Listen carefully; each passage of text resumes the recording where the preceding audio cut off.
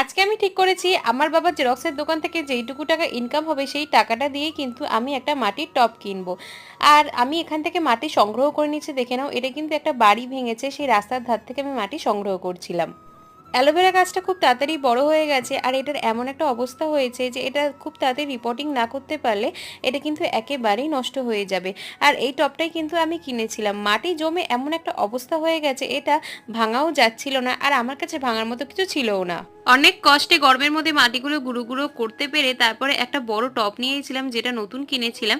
সেটার মধ্যে আমি একেবারে মাটির লেয়ারটা প্রথমে দিলাম, আর তারপরে দিয়েছি কিন্তু গোবর সার। গোবর সার এখানে আমি হাফ প্যাকেট দিয়েছি।